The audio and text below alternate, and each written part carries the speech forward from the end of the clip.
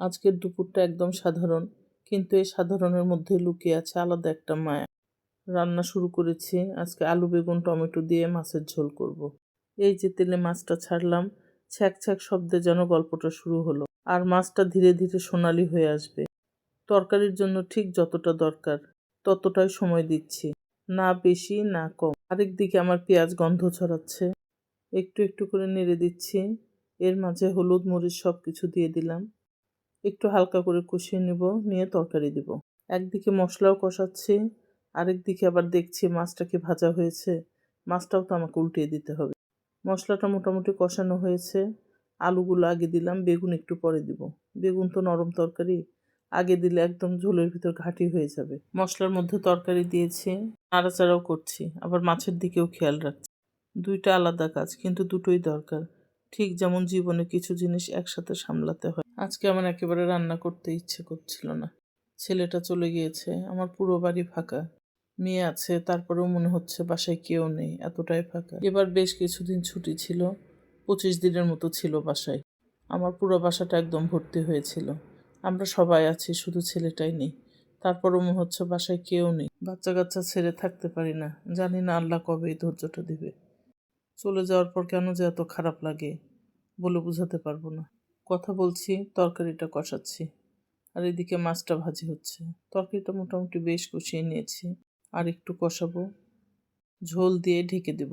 তরকারিটা যদি ভালো মতো না কষায় তাহলে তরকারির আসল স্বাদটা আসবে না, আমার কাছে এটা মনে হয়।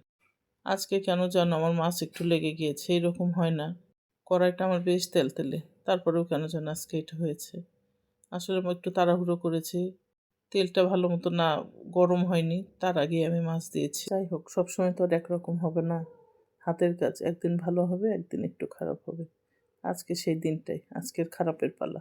আমার একটা সমস্যা আছে, আমার রান্নাটা পারফেক্ট হতে হবে। পারফেক্ট না হলে আমি রান্না করে তৃপ্তি পাই না, সেটা যে রান্নাই করি। তরকারিটা মোটামুটি কষানো হয়ে গিয়েছে, এখন একটু ঝোল দিব। ঝোল দিয়ে ঢেকে দিব। তরকারি না ঢাকলে তরকারির কেমন যেন একটা নরম ভাবটা আসে না, মনে হয় তরকারি আমার দিকে তাকিয়ে আছে, এরকম মনে হয় আমার কাছে। আর একেবারে ঝোল করব না, একটু মাখো মাখো তরকারি করব।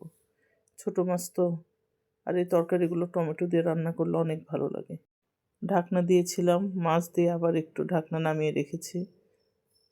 দুইটা মাছ ছিল, আবার ভাজি উঠিয়ে দিয়েছি। একবার তরকারির ঢাকনা দিচ্ছি, আরেকবার নামাচ্ছি। যখন ঢাকনা দিয়েছিলাম তখন মনে হচ্ছিল এই ঢাকনার নিচে এখন যা হচ্ছে সেটা বাইরে থেকে পুরোটা দেখা যায় না, কিন্তু ভেতরে ভেতরে সব কিছু তৈরি হচ্ছে, গড়ে উঠছে। ঠিক যেমন আমাদের জীবনে অনেক সুন্দর মুহূর্ত, যেগুলো সবাই দেখে না, কিন্তু সেগুলোই সবচেয়ে গুরুত্বপূর্ণ।